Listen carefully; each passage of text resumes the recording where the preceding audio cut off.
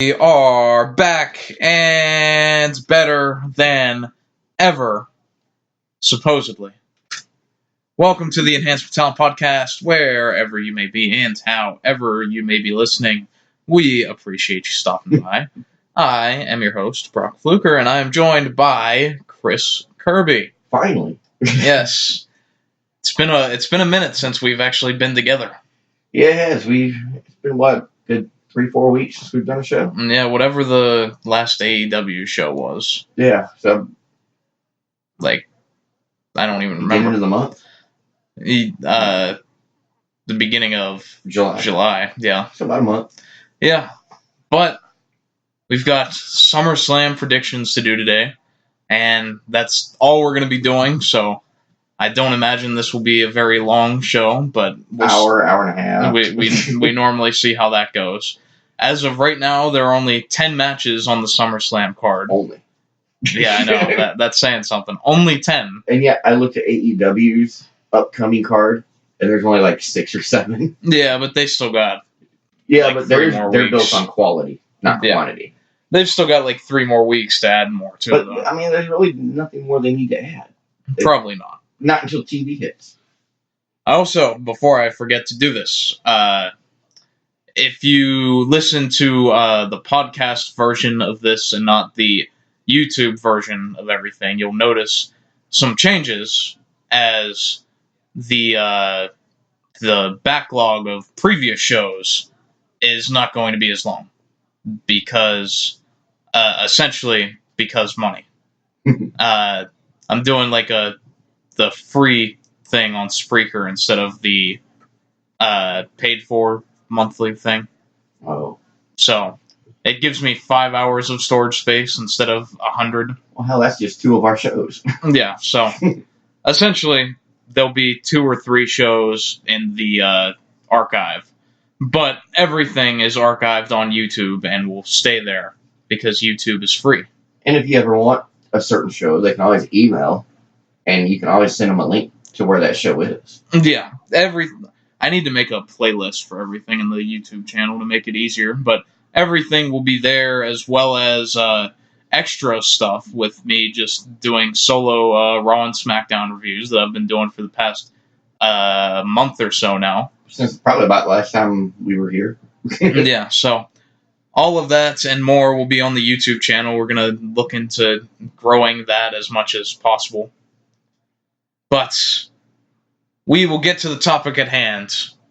The SummerSlam, the biggest party of the summer. The SummerSlam, as Bret Hart would say. Yeah. Or Summerfest, as... Summerfest. Who was the... I can't remember who the guest host was that said it. It was some actor. But yeah. I can't remember for the life of me who it was. I remember it, though. Yeah. I remember, I think it was something with The Miz that he called it Summerfest. Probably somebody he was in a movie with. But only 10 matches. There is no tag team match on this show. It is all singles matches. So not a single tag title is on the line? Nope. Not one of the 3 tag titles that are in this company are on the line in this SummerSlam show. Well, I'm not surprised about the women's tag titles because they just changed them. And I think that's probably why. Yeah. But I don't... But that match was originally supposed to happen at SummerSlam, too. Yeah. And then I read last night that Vince McMahon didn't even want the women's tag titles. Yeah, I just seen that today.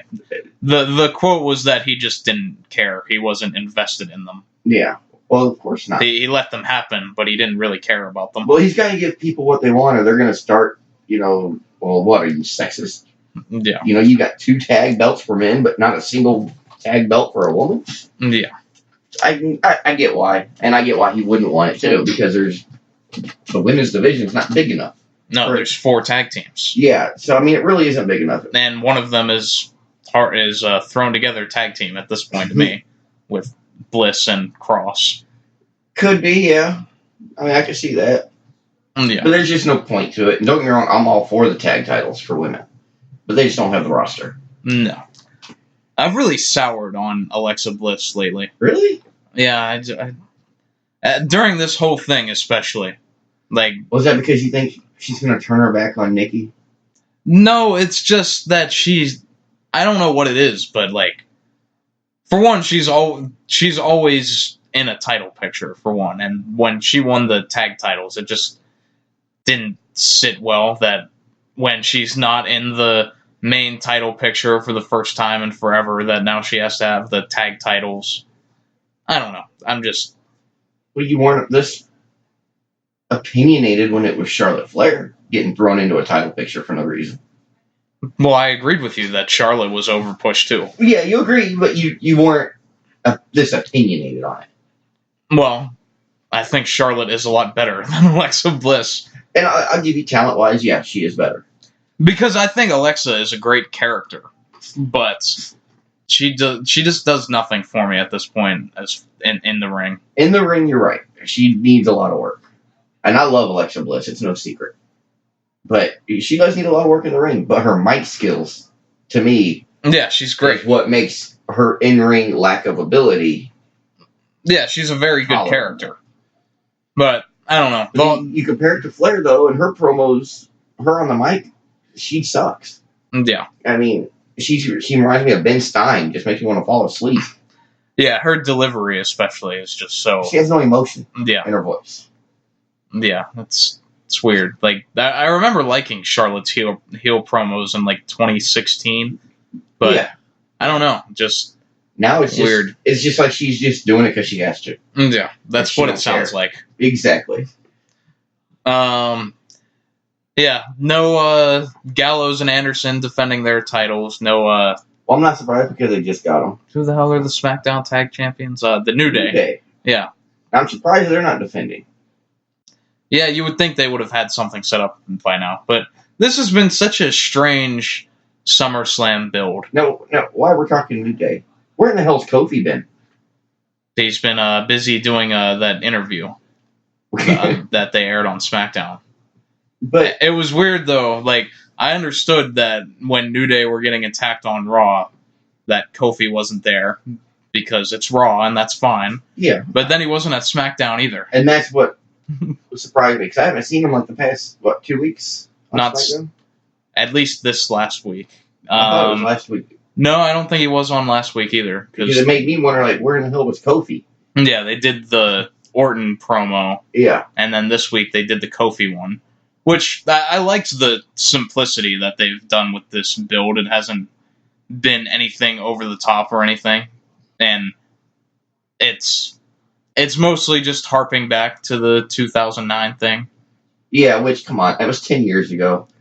Find something else to harp about. It still works, though. I like it when they actually bring up stuff that happened in the past and put it into a storyline. And I guess it works with because so often they just ignore things. They do. And it works with Kofi and Orton because they haven't really fought each other since then.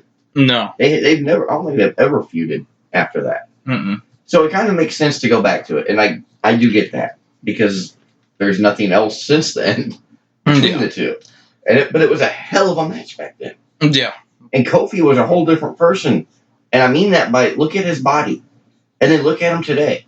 Yeah. He's a different person. He is. I think somebody got a facelift and a face transplant and put Kofi on their body. Because the one in 2009 had muscles, had pecs, had abs. And then Kofi today has nothing but nipples. There's no pecs. There's like hardly any muscle definition on them. Yeah, I hadn't thought about that. I was thinking more in the way of just the character of Kofi Kingston back then compared to now. The West Ghana, Africa. Ghana, West Africa. Well, back then he would have been Jamaican. Oh, was it Jamaican then? Or maybe by 2009 it wasn't, but I'm not entirely sure.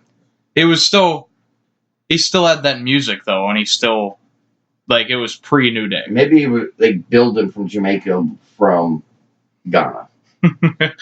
I remember both of them in the story. You know, he was from Africa. He's from Jamaica. Now he's from who knows where. Yeah, I think they eventually transitioned into just doing Ghana, which is what he is now. Which would make sense if you watch the promo that they showed with him going back to Ghana. Right. Which is cool. I love that kind of stuff. Yeah, and that is actually where he's from. Yeah, and especially that is true. It just makes it a lot better. Yeah. Because, he went halfway across the world to go where he's from, and all these people idolize him. Yeah. To me, it's just awesome. So overall, I do think it's been like an odd sort of build to SummerSlam. Just because... what match has the best build? I'm not sure. Honestly, I'm going to have, and I hate to say it, but I'm going to say the Owens McMahon. Yeah, that's honestly... Because they're on every damn show. Yeah. I like the Randy and Kofi build because it's been simple, but at the same time, I like how it's been, but there hasn't been much to it. Yeah, there wasn't a go home angle or anything. It's just been. Why didn't they do the contract signing where they fight? I mean, that's expected. Yeah. Other than that, I mean, the Brock Lesnar and Seth Rollins build. It was. I thought it peaked like a couple weeks ago with the Brock Lesnar beatdown. But then this week it was kind of different, and it just made Seth Rollins look stupid. Yeah. Especially the little promo at the end. Yeah, it was like, what? Shut up. Because I understood, like, what they were going for. Because they wanted to build Rollins as that sympathetic figure. The underdog. Yeah, but when he's delivering that promo in, like, that somber tone, nobody cared. No. There was no investment. And, if it was someone that the crowd cared about, like, when he started doing a promo like that where he just seems like he's defeated. You know what they should have done to fix that promo? They should have brought out Becky Lynch. I'm over the Becky Lynch and Rollins thing. I'm glad that they're not doing anything together. No, I'm just saying, but that would have made people care more. Right, just kind of like help him to the back. Yeah. That would have gave people more of a mental picture going forward. That, he's hurt, but, he'll be all right. He's got his woman next to him. Yeah, well...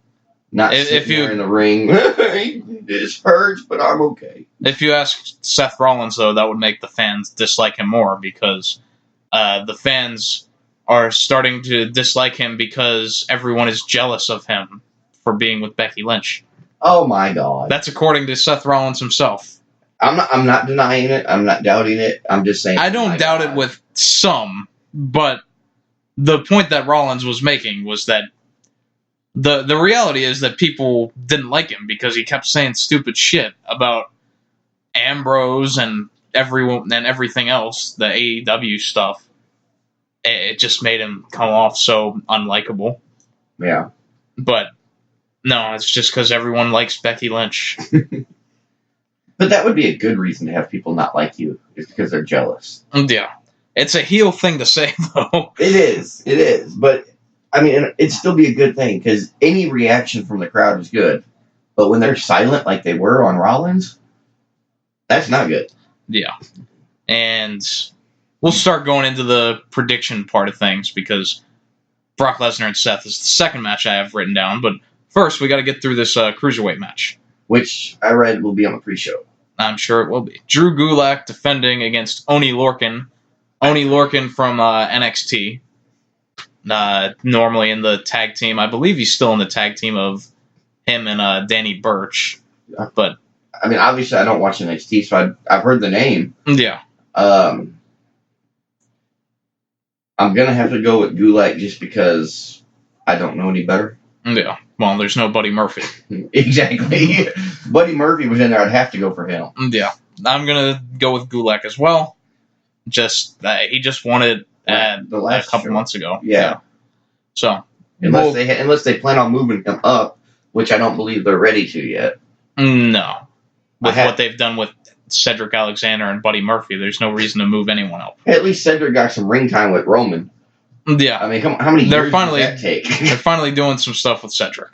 Yeah, but then they let certain people sit on the back burner. Like, where's Rusev? Who knows? Exactly. Who knows? But he's what we need. Yeah. We need somebody who's established and can play heel or face. And now that he's been gone for long enough, he can come back as either or, and everybody will get behind him. Yeah, don't remind me of Rusev. It just makes me sad. Oh, because he's not there no more? Because of the mishandling of him. Yeah. Maybe he's just going to sit out his contract with Sasha Banks and, just sit my ties and Kokomo or something. Yeah, hopefully. Yeah, so then we have Brock Lesnar versus Seth Rollins. And I'll get into my theory here, because the big point of Seth Rollins' crying promo on Monday was that at the end, he just said, I'm going to beat Brock Lesnar. I guarantee it. And you never take it lightly when someone who is supposed to be booked as the top babyface makes a guarantee. Well, he should have said it's not a spoiler. Right. But, I mean, you think, like, The Rock and Stone Cold would do stuff like that all the time. Like, yeah. I guarantee that this Sunday I'm taking home the WWF it's Championship. usually the ones that lose. Well, no, I think it's more often than not. It's the case that they win when they guarantee it. But I mean, because when you guarantee something as a babyface and you don't deliver, then you're just a loser. Then it diminishes your sort of credibility with the audience. Yeah, okay, I get that. So my theory, though, is that they had him say that because he's not going to win. Lesnar's going to beat him, and that is going to drive Seth Rollins off the deep end and eventually lead to a heel turn. Already? I think so. And I'll be 100% honest, and this will be the first time I've said this, I would rather Brock Lesnar win this match than Seth Rollins. That is how... Do I hit you now or after we're up? That is how done I am with Seth Rollins at this point. And I understand it. I do. You're just over Rollins. Yes. You're just over it. Period. And that's not just because of out-of-character stuff. I think that his on-screen stuff, like... Besides in the ring, his promos and stuff ain't nothing. Yeah, like the Becky Lynch stuff really did him no favors. It didn't do Becky Lynch any favors either. No, not really. The endless feud with Baron Corbin. Yeah. Which, not all his fault, but they've just had him look like such a damn bitch lately. Yeah. Yeah. Like, I'm just not into him. I give you that. He does look like a little bitch lately. But my problem is, it's been advertised, well, not advertised, but it's been reported, that they want Lesnar to be on SmackDown when it goes to Fox as the champion. Yeah, I'm curious if maybe that changed with Heyman's role on Raw. I'm wondering that because obviously Heyman's on Raw, so why would they put Heyman on Raw and Lesnar on SmackDown? Yeah, I mean, Heyman could still do SmackDown, I'm sure, but I'm sure if he's the creative force behind Raw that he would want Lesnar to be there. He's got pull in that company. Yeah. And that maybe things change because I'm trying to figure out how they're going to keep the title on Lesnar if he's supposed to have the SmackDown title in 2 months. Yeah. That leaves no build after SummerSlam to go to SmackDown for after Kofi or Orton or whoever. It leaves no time for anything. Yeah. I think ultimately he's going to end up staying on Raw. Yeah. Which means the title's going to go back to Canada for 6 months. Yeah. Which, I'm not saying I'd rather have Rollins win. I'd rather have anybody win. Yeah. Because I don't want to see the title disappear for months at a time. I would argue that the title had disappeared for all of Rollins' reign. But he puts he fights for that title. The only good, the match he had with AJ Styles was the only notable point of Rollins' run as champion. Well, that's better than the only notable point being you're never there. Yeah, I mean, and I'm it depends. As a fan, because as a fan, and right now it's a very little fan of WWE. Yeah. But as a fan, I don't want to see the one title everyone's shooting to get gone for months, and we don't get to see it except maybe once a month we get a TV appearance.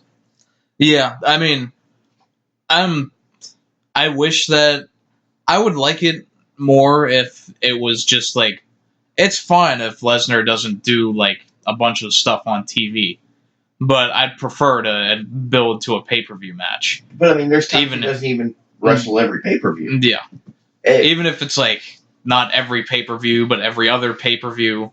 But that's just too far, because some people are required to defend their titles all the time, while others aren't.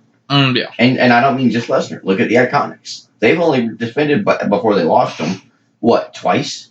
And one of them was against a jobber team. Yeah.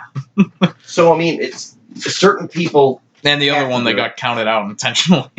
Yeah, exactly. So, I mean, certain people have to defend, certain people don't. Look at Naomi. She was gone for 2 months for an injury, but she had to give up her title. Yeah. So, the politics is what's turning me into a non-fan. I understand that. I mean, it's either going to be one way or the other way. You can't have both. Yeah. Double standards. I'm still hoping for the ultimate payoff, though, to be the Fiend's Bray Wyatt beating Lesnar for the title. I don't even care where it's at, but that sort of passing of the torch sort of thing. I mean, and I get that, but I don't think Lesnar's ready to pass the torch.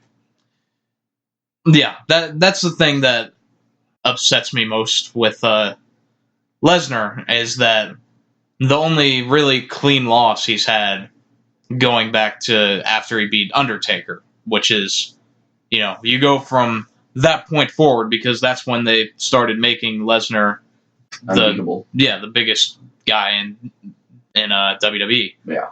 And he's lost to Roman since then, but I would argue that wasn't really a clean win, because you had Braun Strowman trying to cash in, and that distraction. Rollins beat him, but he had to use a low blow to beat him. But, I mean, at the same time, though, Lesnar came out and cashed in on a beating Rollins. Yeah. So, I mean... No, that's fine, but my point is that he hasn't given it back, that clean win, where somebody... Like, it's what I hope that they do with Bray Wyatt. And the only person they've done it with is Goldberg, where Goldberg just beat him straight up. But, that just built to Lesnar beating Goldberg at WrestleMania. Yeah. So, I'm hopeful that you eventually...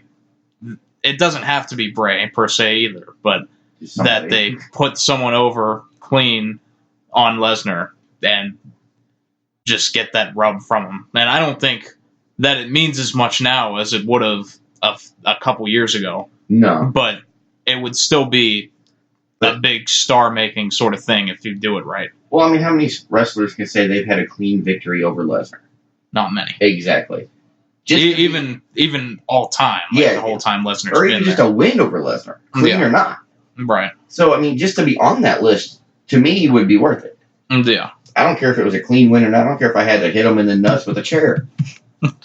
or a sledgehammer wrapped in barbed wire set on fire. I don't care. Eventually, Brock will learn to wear a cup. And I don't think that's his worst weakness. Every time somebody gets him in the midsection, he's done. Yeah.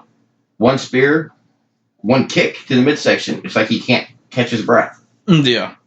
They did that with the Balor match. They did it with Balor. They've done it with a couple. Yeah.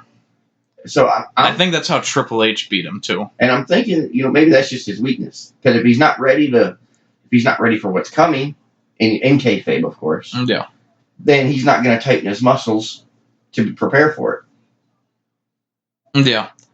Yeah, and it plays into the reason that he had to quit UFC because of the diverticulitis. Yeah. And they like to play into that when they can. Yeah. Oh, yeah. All right, so I have Lesnar retaining. Yeah. Do you have Lesnar? Unfortunately. Oh, man. Yeah, I'm not happy about it. Chris the Brock Lesnar mark. I'm not happy about it, but, I mean, I can't see him giving it back to Rollins when they're getting ready to change to Fox for SmackDown. But I think that it's going to also bring in more money from USA to keep Raw. Yeah. So they want a big name, a big attraction with the title. Yeah. And you can't get nobody bigger in size than Brock Lesnar. No, nobody bigger in star power in the company either. Because, you can get bigger, but like Braun Strowman, they've already had their feud. Big Show, they've had their feud. And nobody needs to see Big Show. And no offense, Big Show's pretty much done in the ring. Yeah. I believe. Well, he's got to worry about that Netflix series now. Yeah. And that's cool. He's got his own show. Yeah. I'm going to check it out. The Big Show show. That's another thing, too. I could see them building the Braun beating him. But because apparently Heyman is big on Braun, Oh, really? he wants to make him The next Lesnar. back into the monster that he was before. Well, they need to, because they really screwed up with Braun. Yeah, then that was largely Heyman behind the whole Strowman and Lashley feud. So but we haven't seen Strowman for a while. No, other than the one segment he did with Maria. Yeah, where he just growled. But and that's fine. We don't have to see everybody every week. Exactly. Especially if there's nothing for him to do. I'd rather him not show up than have just a backstage interview where all he does is growl. Right. I've said that same thing for a long time. Yeah. So maybe I'm just jumping on your bandwagon now. But I would rather not see him than not see him in the ring. Right, because there's so many guys that they have, guys and girls, that they can use, that people should be rotated in and out when you can. But on a week-to-week basis. The women. We only see a handful of women. They've got a crap load of them. Yep. But we only see a few. Yeah. Like, where's Naomi been? Besides bailing her husband out of jail. Yeah, that's a good point. It surprised me the Usos were back on TV so quick after going back to jail. Yeah, that Monday. Yeah, that really shocked the hell out of me. But since then, it hasn't been much. Well, no, but still, they got TV time. Yeah. But you think if you get arrested for drunk driving again in 5 months, like the second time. Well, last time that one of them got arrested, they won the tag team titles that Sunday. Yeah, that's true. So maybe that's what it takes to get ahead in WWE is get arrested. I think that's the case. Where's Jeff Hardy? It was Meltzer said recently that guys in WWE have been asking him, like, what does he think that they would have to do to get fired? Like, so people are trying to get fired. Yeah, and I'm not saying that's what the Usos are doing, because that's a whole separate thing. Yeah. But people are asking him, like, do I have to just, like, show up late every day, or do I have to get arrested? Well, that don't matter. Yeah, because WWE's go-to now is that they just release a statement, and they've done it with Hardy and Uso. Basically, it's their personal lives. They don't have control. Yeah, they just said, so-and-so is responsible for his own actions. Yeah. Because, they're independent contractors and not employees, so they don't have to worry about them. Yeah, exactly. Yeah. But, anyway, going on. But it's just weird that people are trying to get fired. That should tell you something as the CEO of a multi-billion-dollar company, that your people that are making you billions of dollars want to leave. Yeah. They want to get fired. They want to leave and probably make less money just to leave. I don't think any company, wrestling organization, will ever be able to pay what WWE can. No. I'm not saying AEW won't be able to, but right now, they can't. That's not entirely true, because Tony Khan, obviously, and the Khan family are more wealthy than the McMahon family. But are you really going to pay $500,000, $600,000, $700,000 a year? Not for the same guys that WWE is. Yeah, exactly. I'm sure that they would pay something like that for someone like Chris Jericho, someone that's already a big star. Established. But when it comes to like the Revival or someone like that, they're not gonna get. I'm sure WWE is going to offer them more than AEW can. Oh yeah, and I think that's the only reason a lot of people have re-signed with them is the money. Yeah, and they've been doing 5-year deals lately. Yep. They quit locking down as long as they can. And you can't blame them for that, really. No, and I can't blame the people that take them either, because it's great it's a great sign of what AEW just existing has done, is that it's made everyone more money. More money, but it's also shaking things up a bit in WWE. And just watch TV and you can see it. I mean, yeah, they're trying to go edgier because of going to Fox, but they didn't start getting edgier until AEW came out with their first pay-per-view. Yeah. And I don't think Heyman and Bischoff would have happened either without that. Oh, no. We'd be stuck in the same crap boat we were in for the first 10 years of this decade. All right, moving on. We have Becky Lynch defending the Raw Women's title in a submission match against Natalya. Let's see, we've got Canada. We've got a Heart, or a Heart by proxy, Neidhart. Yeah. I still got. You think they'll do a screw job? Where are they at? Toronto. No, if they were in Montreal, I'd say probably. Because I wouldn't put it past McMahon to do it again, especially in the same town. They've already done it to Natalya once. Yes, they have. At least once. I know for sure they did it in the match with Charlotte. I don't think they're going to do anything this time. They shouldn't. It just wouldn't make any sense. But, I mean, I can't... Nothing against Natty.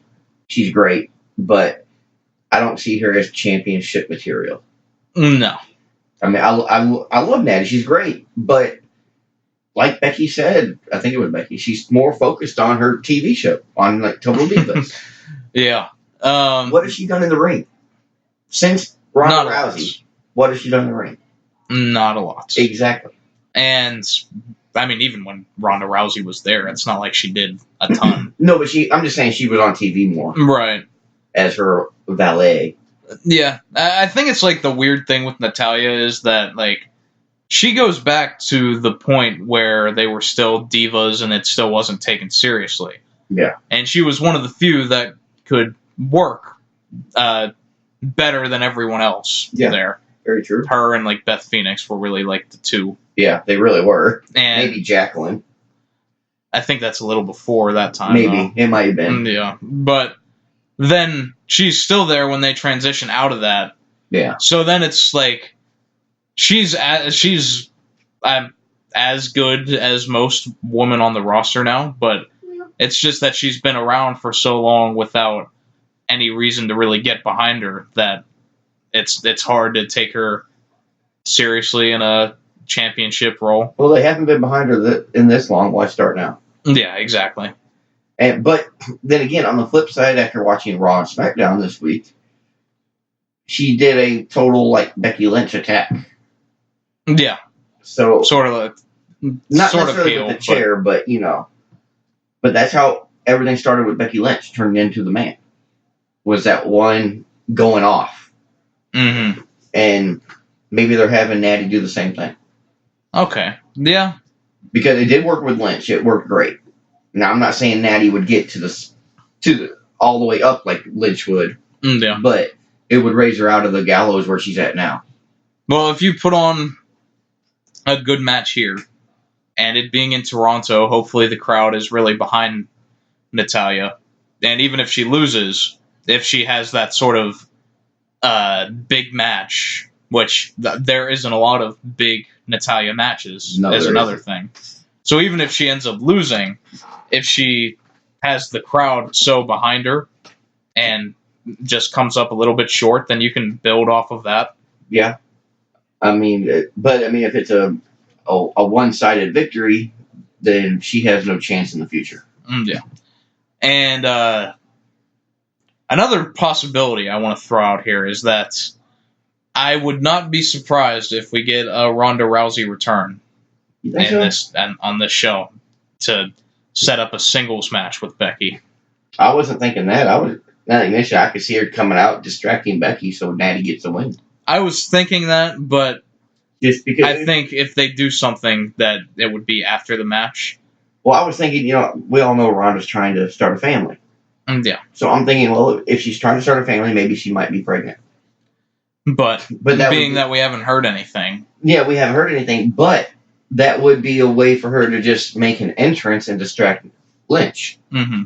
Make, music hits, she starts walking down to the ring, Natty gets the roll-up for the win, I get extra points because of the roll-up. Well, it's a submission match. Oh, submission. Okay, so she puts her in the sharpshooter. Yeah. And then that's it. And Becky will tap because there's no submission. Or there's no DQ. Right. So, I don't know.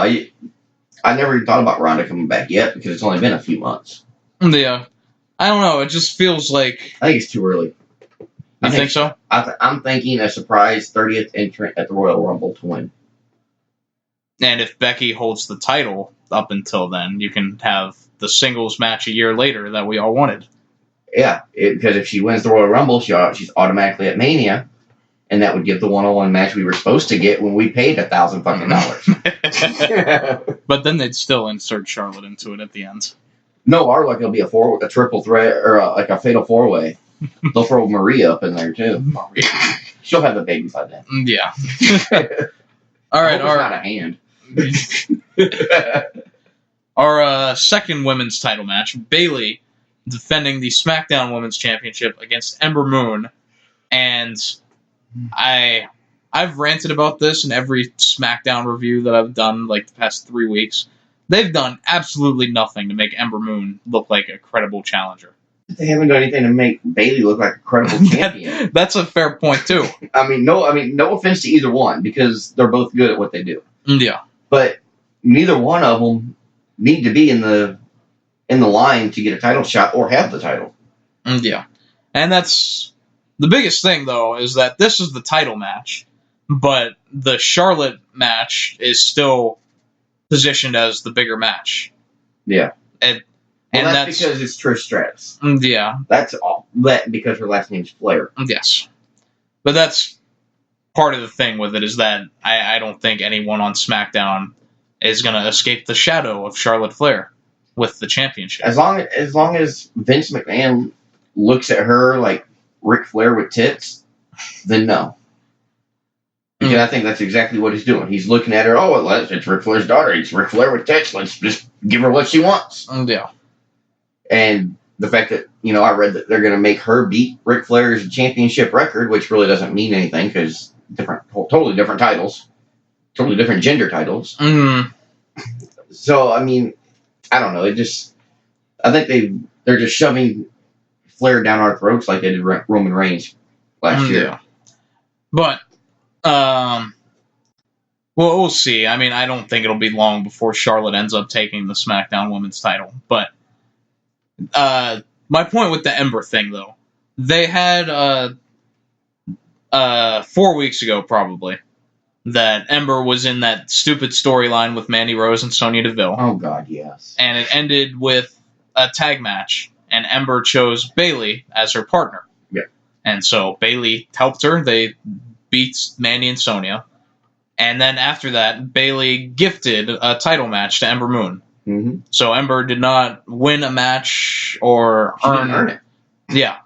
So then you would think the point going forward would be to make Ember a credible threat. Yeah. Then the next week they put her in a match with Charlotte.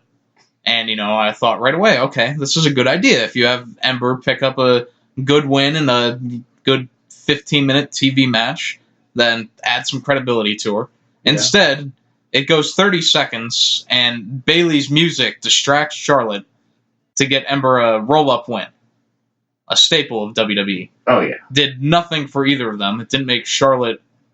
It didn't make Ember look any better just because it was a fluke win. And it made Charlotte look like an idiot.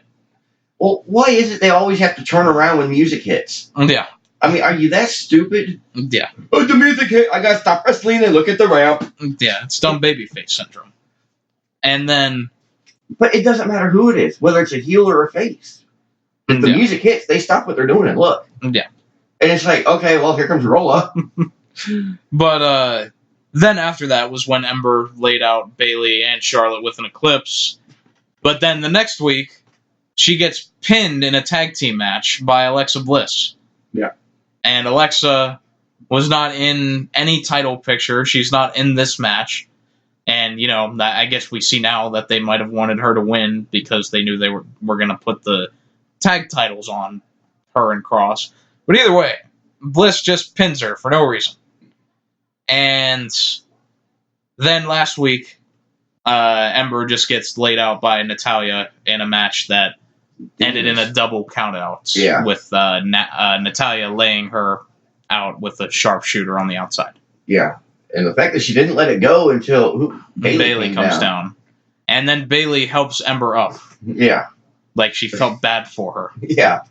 So they've done Ember no favors. But then, what was it? A couple weeks ago, Natty did the same thing, and Trish had to break it up. Yeah, on the Raw before that. Yeah. And it's just like, okay, it just seems like they're pulling the same thing with Natty they did with Becky.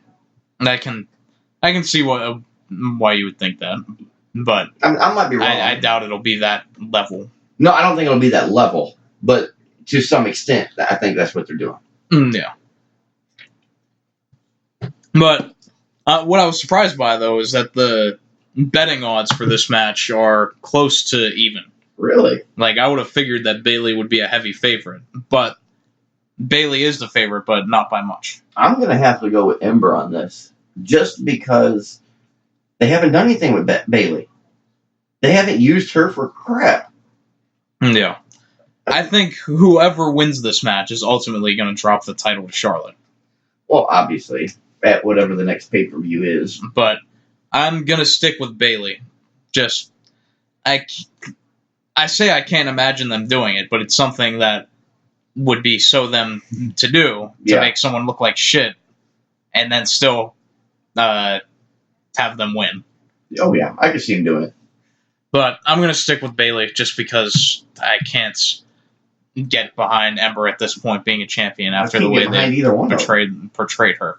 And I like both of them, but I can't get behind them as a champion. Yeah, both of them are great. They just haven't done anything. At least Becky Lynch, she'll come out and whoop your ass or get on the mic and talk some shit. Yeah. Bayley comes out, do you want a hug?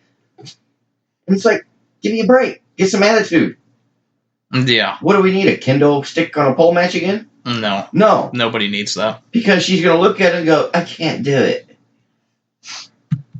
We need another This Is Your Life segment. Oh, God, no, we don't. Not unless it's from Mr. Sacco and Mankind. I'll never forget being live for that Bayley. This Is Your Life that's right. You were live for it. Yeah. That was what, in Greensboro? Charlotte? I think that was the one in Greenville, South Carolina. Okay. But, yeah. Did you ask for your money back? Nobody's giving me my money back. Maybe I should just wait till the next local show and just dress up in my military uniform. Because, people in uniform get it free. Yeah. So I thought about maybe I should just go in uniform. Should have done that at Mania. Mania, no shit. Like, yeah, I'm here for my ticket. I wonder how that would work. Do I get reimbursed? Would I have to buy a ticket and then get reimbursed for it? Do I just walk up and go, hey, I'm military, let me in? How's that work, I wonder? Yeah, I don't know.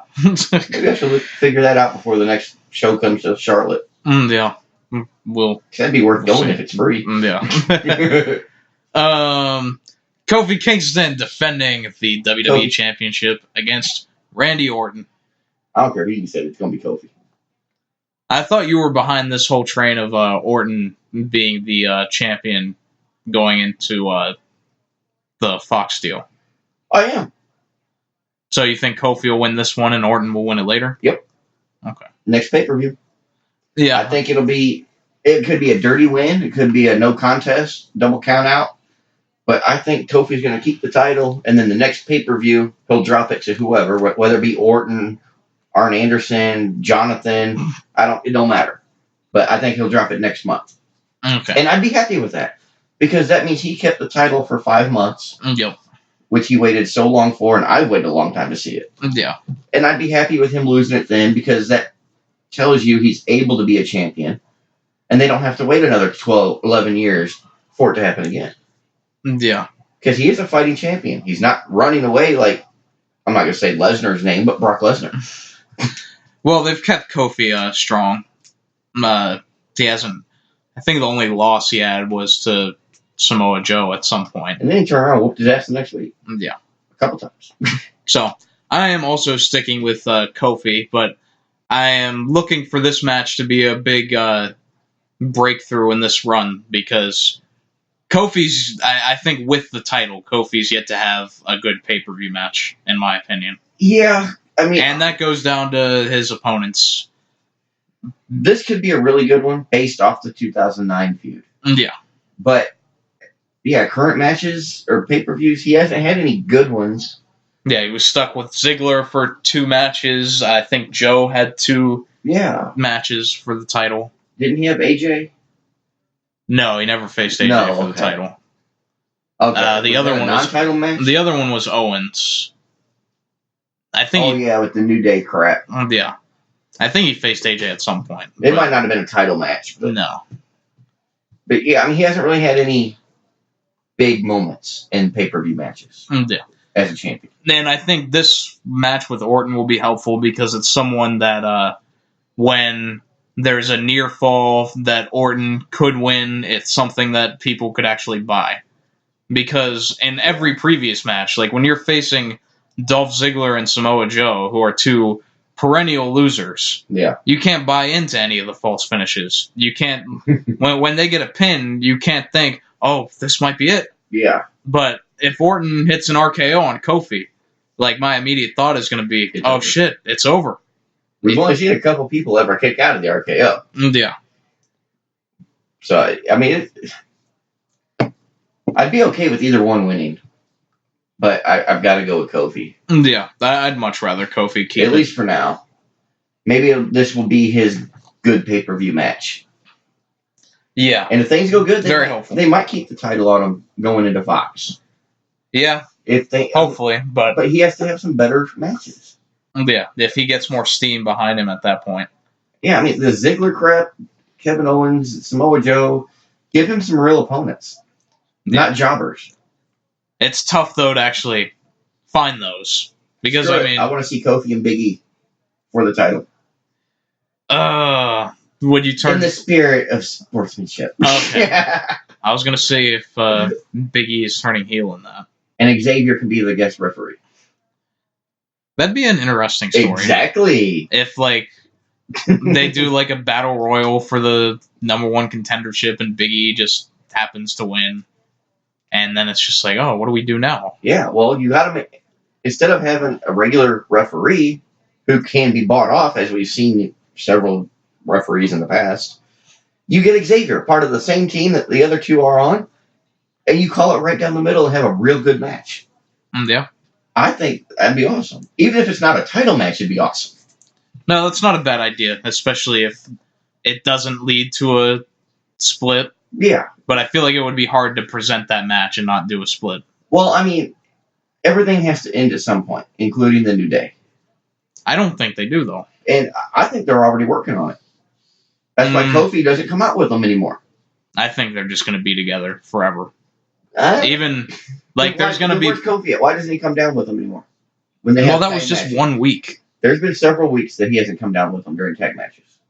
Right, but... And he used to. They're still together. They're just they're still doing together, separate things. But they're going their own ways. Well, even One Direction went their separate ways. No, but that's my point, though, is that I think they'll always be a group. There just might be times that, like, you know, maybe Big E will have a singles run, but he'll still be a part of that group. Okay. I see it. We've seen it before. I don't like it. Because if you're in a group, like a tag team, then that's what you need to do. Mm-hmm. Because we don't need tag teams split going off in their own rogue ventures to go get singles titles to bring back to the tag team. Yeah, it works better when there's three of them. It does, but it's hard when all three are champions. Yeah. So, I don't know. Just some crazy ideas.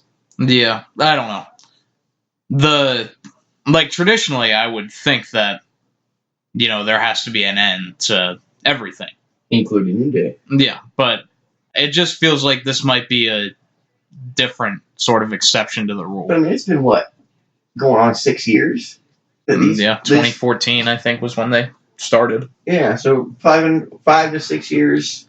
And don't get me wrong, they're still going strong, but to me, they've lost some oomph behind them. Yeah. The matches aren't as good. Not going to say promos, but the shenanigans they do isn't as good. It's just not... It's not New Day. Yeah, it's Old Day. Do you remember that segment? No. The Old Day? Gallows and Anderson? No, I don't remember. They had, old dudes playing the New Day. Oh, and they called it the Old Day. Yeah. It was one of the worst segments of that year. Well, it doesn't say much about WWE. Well, it does say a lot about WWE because there's a lot of bad segments. This says a lot. Yeah. I don't know. I guess we'll just have to see what the future holds, see if we're right at all. Yeah. Moving on, though, this might be the match I'm most interested in. Finn Balor versus the Fiend, Bray Wyatt. I'm not excited. Just the regular person, Finn Balor, which I don't understand at all. I'm not excited at all for this match. See, I knew you'd bring me down. And it has nothing to do with who's in it. It has to do with there's no build-up between the two. Balor's been off TV for 3 weeks. No, he's been there.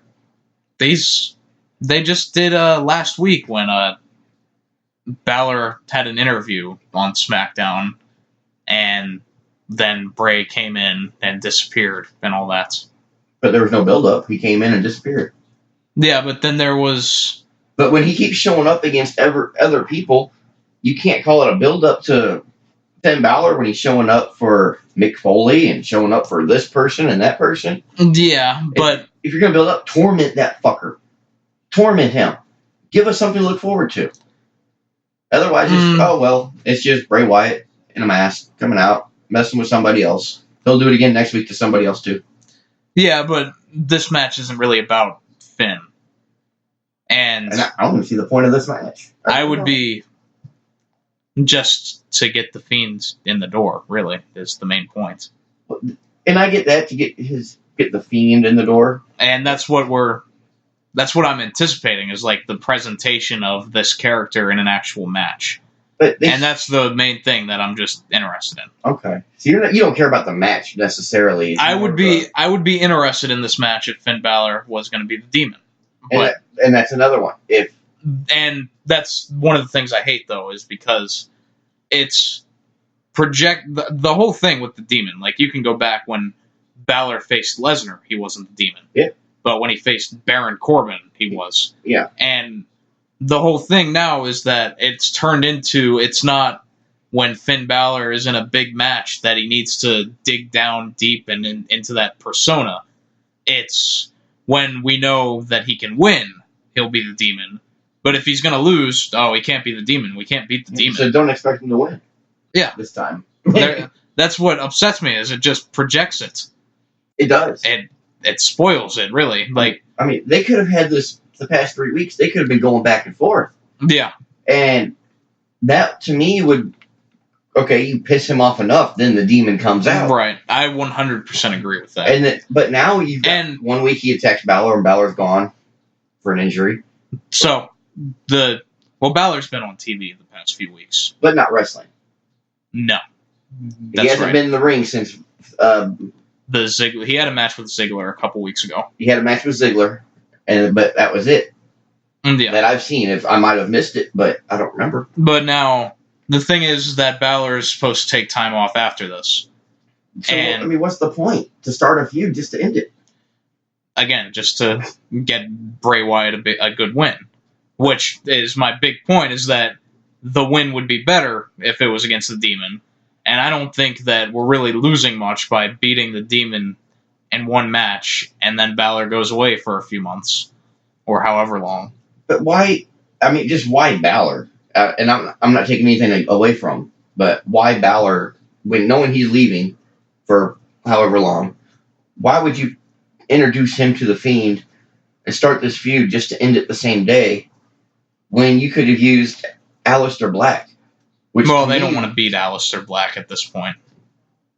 And I get that. See, they're too worried about protecting everybody's win-loss record that don't count. Yeah.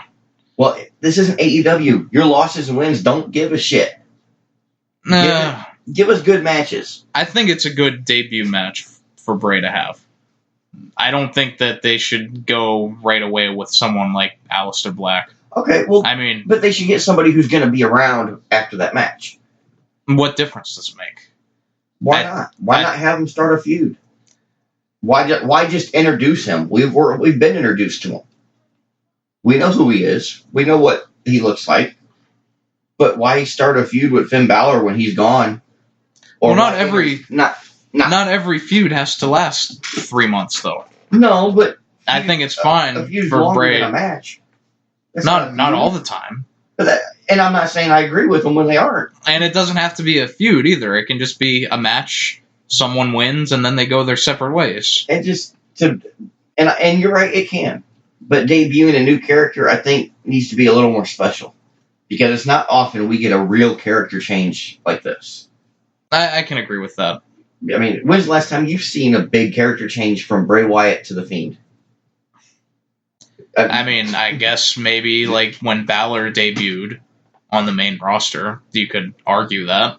And how many years has that been? That was 2016. He's been on main roster longer than that, hasn't he? No, it was 2016. Oh, he just doesn't get used to it. It was SummerSlam 2016, actually, so exactly 3 years ago. So maybe that's why he's the opponent. It's his third-year main roster anniversary, so let's get a match in so I can go home for a couple months. Yeah. I think that might be the main reason that they picked Balor, too, if he's going to have time off, that he can give a loss to Bray Wyatt, and then by the time he comes back, then it won't really be something that... Don't say it won't matter, because it don't matter now. Well, it won't matter as much in Balor's case. It's more people will forget. Yeah. And I get that, but, I mean, at the same time, knowing Balor's leaving, we already know who's going to win. Without even saying I'm coming out as... Well, we would know who's going to win no matter what. Well, yeah. I mean, Bray Wyatt's winning either way. Yeah, they're not going to introduce a character to lose. Yeah. So, honestly, they should have done what they're doing with the damn Viking Raiders and put a jobber in there. Oh. Well, hey, it works for the Viking Raiders. Why not do it to him? It hasn't worked for the Viking Raiders. Well, works enough for WWE. I'm not saying it works for us. They've been doing the same thing for 5 months. Yeah, I know. They haven't had but, one real tag match? Yeah. That was it? I think they beat Hawkins and Ryder once. And then when they debuted, it was in an 8-man tag that they won. So they really haven't done crap except jobbers, and no. I'm sorry, you don't make anybody look good going against somebody who doesn't do this full time. The only one that... I think the reason that they do that so much, too, is because it worked for Strowman so well. But it didn't. Not in my book. Big deal. You've got a 7-foot-tall, 300-pound monster of muscle throwing around 250-pound losers. That doesn't make him look good. Not in my book. I thought it worked for Strowman. Maybe the first or second time, but after so much, it's pathetic. It's what? You're too scared to fight a real wrestler? Yeah, I don't know. The big thing was the Ellsworth one, and I think after that is when Strowman started to get over as his own guy. And Ellsworth did start a lot because I didn't think he had a prayer, and let alone after that match, I didn't think he'd ever be back. Mm-hmm. Then the damn dude got a contract. Yep. So, it worked for him. See, if Ellsworth was still here when AEW came around, they would have gave him a 5-year deal. Oh, yeah. But it worked then. It's not working now. No, it definitely isn't for the Viking Raiders. Especially because it's a tag team, and these guys are 600-plus pounds together, going against somebody who weighs about a team that weighs what? About as much of a bag of onions? A bag of onions is pretty heavy. 50 pounds. I know, because I have to lift them up every Tuesday. And that sucks. I know. And then the little strap breaks sometimes. Oh, God, I hate that. And then you just put that one strap there, and you're hoping, please don't break. Especially when you cut the bag open, and then the whole thing just falls. Yeah. Yeah. Unrelated topic. Yeah, it's inside to us because it's our job. We know. I have this match added, but it's not on the card. Okay. But I figure it's going to happen. Roman Reigns versus Buddy Murphy is what... Oh, it's going to happen. WrestleVotes on Twitter reported that it's being talked about. Originally, they wanted to do Roman versus Bryan, which I'm glad that they're not going to blow that off this early. Another possibility I could see them going is if they do Roman and Samoa Joe against Daniel Bryan and Eric Rowan. But I think the most likely one is Roman Reigns versus Buddy Murphy. Yeah. And if this match happens, Roman Reigns will win. Yeah, I'm just looking up cage-side seats right now. I was reading it when you pulled up. But it's, it's still looking like Reigns and Murphy could be added. Yeah, that's what I'm going with. They haven't said anything. It could be a surprise match. Yeah. Maybe it'll happen on the Raw after. Maybe they've already got this card full. Yeah. But it's Roman Reigns, and being that they just announced he's I don't imagine half the cover of WWE 2K20. I don't imagine that he will not have a match. No, he'll have a match. It's just a matter of what capacity and what kind. And, So should it be against Buddy Murphy? I'm sure you're going with Roman. Oh, I'm going to go with the ref. Okay. John Cone. Okay. That's what we should do. We should start Bonus question: Who's the ref? For this match? I just don't know their names except for John Conan. Yeah, I don't know any others. Charles Robinson is still there. Is he? I thought he was gone. I think he is. I thought he was with another company.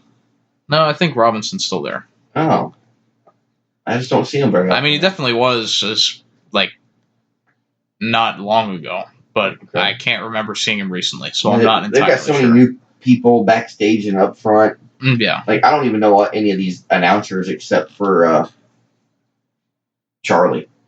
Yeah. That's the only one I know. There's Kayla Braxton and Sarah Schreiber.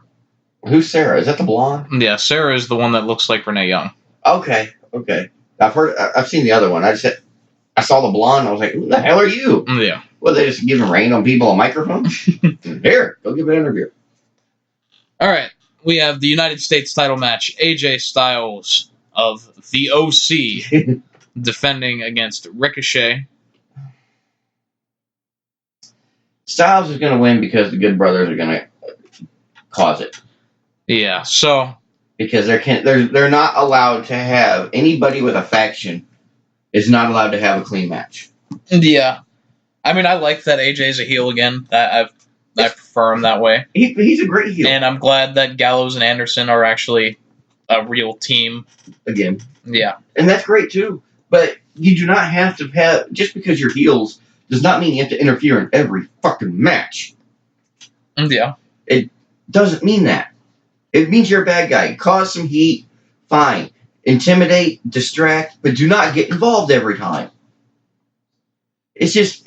I know who's going to win. AJ Styles is going to win because there's two other people helping him. Whether it be distractions, grabbing a foot, hitting them when they're outside the ring and the ref's not looking. We know who's going to win. So, it will surprise you that I am going with Pretty Ricky. I can't... You really want to lose that point? I don't know. Give me this pay-per-view. I'm very undecided between them, but I can see it going either way. But I'm going with Ricochet because AJ does not need to be United States champion. That he's over enough, he's done enough on his own that he doesn't need it. But you really think he's going to put Ricochet over? I am hopeful that because I didn't really think there was much reason for AJ to beat him. But if they do it this way, that Ricochet can get the big win at SummerSlam and overcome everyone, all three of them. It'd be a big win for Ricochet. It would be the biggest win of his career. Yeah. And I would love that to happen. I love Ricochet. But I just can't see it because I've seen too much wrestling from WWE to know that if the bad guys have a group out there, they're going to get involved and they're going to win 9 times out of 10. But there is always that few and far between one where they do get involved. Yeah, there is that 1 out of 10 chance. But the babyface overcomes them. Ricochet does a but we just saw spinning that like dive 5 years ago over at the top of WrestleMania with Daniel Bryan. We just saw that like 5 years ago. So we've still got a few more years to wait for that. A bit different. Yeah, I'm going to go out on a limb, though, and go with Ricochet. I'm going to say I hope you're right because I want you to be right on that one. I'm just looking at how I see WWE to be. All right, so this one is an easy pick. We have Goldberg versus Dolph Ziggler. I'm going for Shawn Michaels to do a super kick on the outside. Nah. Shawn Michaels already got his super kick back. Yeah. No, it's Goldberg, obviously. Goldberg is winning. It's only a matter of. But I don't understand why they would bring in Goldberg. I understand Ziggler was talking crap about him. Fine. Mm-hmm. But he talked crap about a lot of people, and I didn't see anybody else show up. Why Goldberg? Why would you waste the attraction of Goldberg? Just the name Goldberg on Ziggler. The only purpose is just so Goldberg can wash the taste of his last match. And get him ready for the next Saudi Arabia. Yeah. Jungle Mania or Desert Mania. Yeah, the party in the sands and the sands of time. That was actually going to be the name of one of them. But was it really? Yeah. Well, they should have. The next one I think is in October though, or November. It's on Halloween. That's right. It's October 31st. That sucks because I'm requesting to work that day. It's a Thursday. I'm supposed to be off, but I want to work. It's Halloween. I'm going to dress up. Yeah, I understand. I already know what I'm going to do. I already got a picture of it. Okay. It's going to look cool. If I can do it. On topic, though. Goldberg. Everything's on topic. It's our show. That's true. Apparently, Heyman wants to continue bringing in Goldberg, though, as a part-time big match sort of feel. I'm not against it as long as the opponents are worthy and can make a good match. Obviously, The Undertaker didn't work. Making a good match with Goldberg. It can happen. It's not all... A match isn't just one person. Yeah. It's a 50-50 split. Now, what I wonder, though, have you kept up with the Matt Riddle and Goldberg feud? No, I have not. I've heard about it. I have not caught... That, Riddle has just, like, blasted Goldberg ever since the Undertaker match about how terrible he is.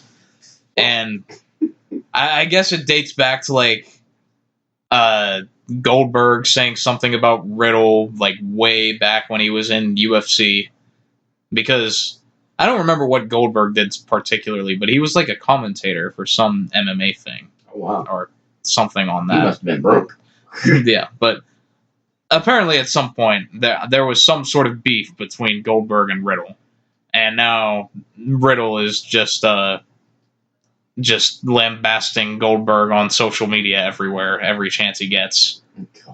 So, I do wonder if, like, it's even a possibility that it's all a work, and when Riddle gets called up to the main roster, he'll have a match with Goldberg. Now, was it my imagination, or did Ziggler come out to Goldberg's music on Tuesday? Yes, he did.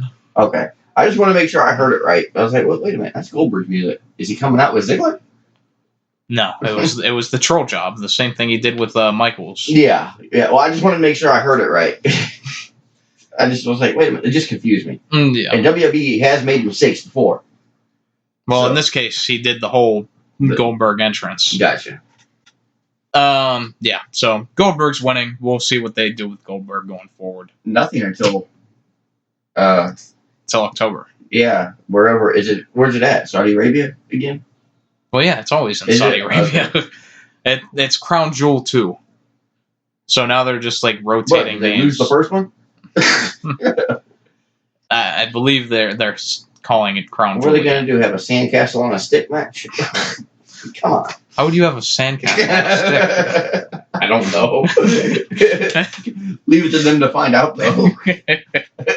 They'll make a sandcastle, cover it in glue, put it on a piece of cardboard, and hang the piece of cardboard. All right. Now, let's get back to wrestling. I think this is the last one. Trish Stratus versus Charlotte Flair. Well, that ain't the last one, because you forgot the McMahon-Owens match. Oh, I skipped over that. That would be a big one to miss. Okay, so Charlotte versus Trish. I have Charlotte. I mean, there's no real reason for Trish to win. Except for the fact that, one, it's in Canada. Yeah. Two, she has come out and said that she wants it to be her final match. Yes. Now, she has said you never say never, but, and we all know money talks. Yeah. But if she's wanting this to be her final match and they're in Canada, I'm actually going to go with her. Really? They're going to be in Toronto, right? Yes. That's where she's from. Yeah. They're not. I don't think they're going to let her lose in her hometown on her final match. No. It's not going to hurt Flair or none to lose to her. Yeah, but it doesn't. It doesn't do anything for anyone, really. It lets Trish go out how she wants. Yeah, but Trish already went out how she wanted, like yes, she did. In 2011 when she had her last match in Toronto, and she won the women's title in her last match. Yeah, so makes no sense. She's already had her moment. Well, I'm still going with Trish. All right, I just think that's how they're going to play it out. Okay, well, I mean, I could be wrong. Maybe you're right. Maybe they're going to go with what she had years before. This is the one that I feel like most confident in. That like. And normally, I don't feel like there's any other outcome. If they were anywhere else besides her town, I would say you're right. But just for the fact that they're in her hometown, yeah, I think that's what's going to do it. Okay. All right. Now we'll get to the one that I passed up. Shane McMahon versus Kevin Owens with the stipulation that if Kevin Owens loses, he is forced to quit. Now, then we've seen this before. Is he going to quit SmackDown or quit Raw? Yeah. Or is he going to quit and come back next week? Yeah, it's not like they would have ever done something like that with John Cena, where he quits and comes back the next week. No, they did it with Owens. That's true. They did do it with Owens. He quit, and the next week he was back. Yeah. That was our first show. It was, wasn't it? Yeah. Yeah. Our first show review was on that Raw where Kevin Owens quit. Yeah. Wow, that's awesome. Here we are a year later. Yep. Wow. But Owens tried to get Shane to put his career on the line on this. Of course, Shane just said no. Yeah. And I was like, well, it's a bit late for that, Kevin. Why didn't you do that from the start? Now, this is the match I see him being the underdog, as in Owens being the underdog, defeating Owens Shane. is an underdog to Shane McMahon? Because Elias will be there, McIntyre will be around. So, yeah, he's going to be the underdog in this match. Okay, so you want to know what I think is going to happen? Sure. The only rule is that if Shane McMahon wins, Owens has to quit. Yes. So, what is stopping Elias from just hitting Shane? And causing Shane getting the DQ win, and causing him and then Owens has to quit. I've thought about that too. And I think they are going to do something like that. I think Shane is going to win. And then he'll come back. Owens will come back next week with Big Daddy Vince and be like, "No, this ain't gonna happen." It can't be with Vince because that, like, they're trying to build Owens as the anti-establishment, Stone Cold sort of guy. And that's true. So I think him losing this one though, him being forced to quit and then doing whatever from there, just keep showing up. Yeah, just they could do what Cena did and have him buy a tickets. Well, that's true. That's true. But we all know if a wrestler has a ticket, he's going to get involved. Yeah. It's not like a surprise anymore. He could come in and be the popcorn and hot dog guy. Yeah, he could throw hot dogs instead of pancakes. Just in the crowd and eventually make his way into the ring. I don't see him losing just because it's not going to hurt McMahon any. I mean, who cares? Exactly. The only one it's going to hurt is Owens and the fans. But the problem is that there's no stipulation for Shane that if he loses, that he has to leave. But so I think that is why I just think Shane is going to win this one to build up to him doing something to be taken off TV. I don't think because this isn't where they're going to take Shane off TV. He's still going to be there going forward, probably. Well, here's my take. It's going to be, obviously, Owens and Shane, and I think Owens is going to hurt Shane or injure him to where he'll be written off TV. Because rumor is he's supposed to be getting off TV so KO can keep feuding with McIntyre and Elias. And McMahon was supposed to get off TV. Whether that's changed, I don't know. That's just a rumor. Why would he just feud with Elias and McIntyre? Because they're part of McMahon's clique. Because they've been involved. McMahon won't be there. No. He'll be injured. So he can't be there. He's supposed to be off camera, is what it is. They're trying to get him off camera. Yes. Which they need to. Yes. He's overstayed his welcome. He's been on TV for like 8 months. He's overstayed his welcome by 12. At least on the last 2 weeks. Shane wasn't on SmackDown 2 weeks ago. And then this week... And it was a good show. They only did the segment with Owens, which was good. And they needed to because it still kept it going for this weekend. Yeah. But after this, we don't need to see Shane. Yeah. Shane was a big reason that you gave up. It is. Because he was on every segment. Of both shows. And it's like, what's the point? It's not Raw or SmackDown. It's the Shane McMahon show. Yeah. And I don't know why Vince thinks it's a good idea to shove his son down our throats.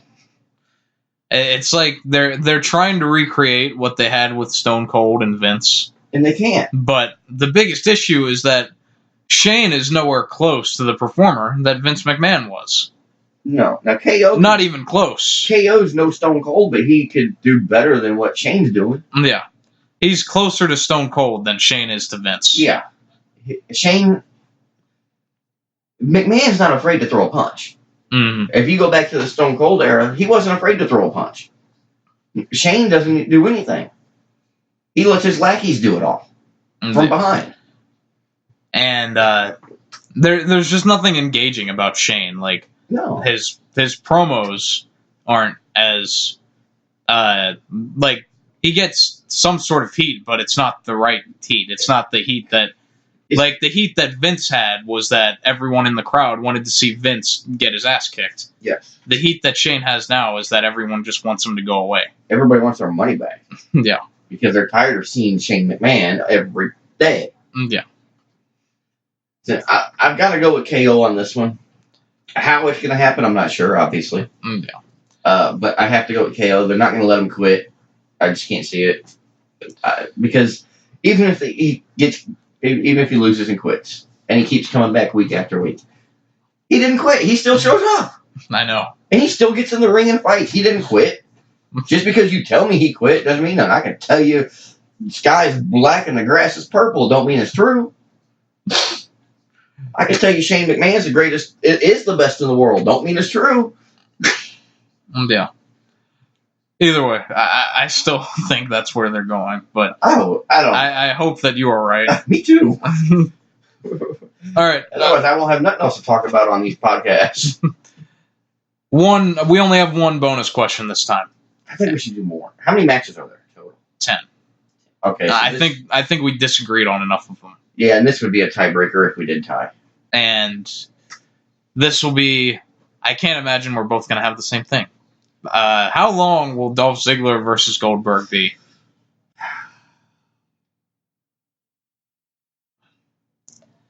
I'll give mine. I have 3 minutes, 30 seconds. Really? I'll give it that long. Wow. I was thinking more like 6:45. You think this match is going to go 6 minutes?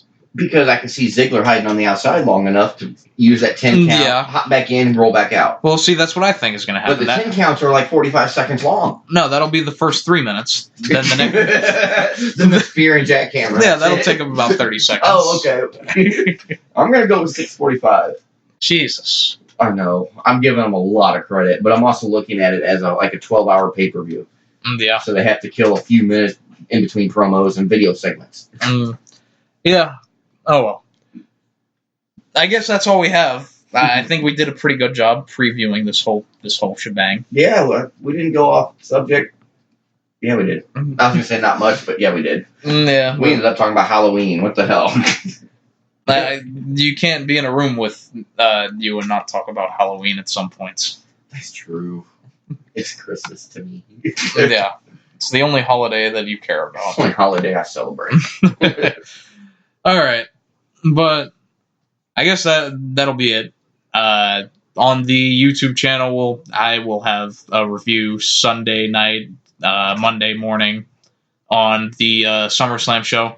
I'm gonna try to do a takeover review too on that Saturday. Ooh, pushing it, aren't you? Yeah, that'll be because then you have to do Monday night's review and Tuesday night's review. Yeah, that'll be 4 nights in a row. It's gonna be a busy weekend for you. Yeah, but we can always get together like next Thursday and go over shit. Go over the.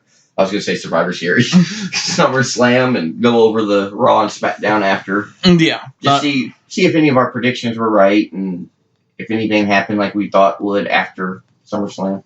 Yeah, we can do something then. But until then... Well, until the next time I talk to you, we will wrestle you later.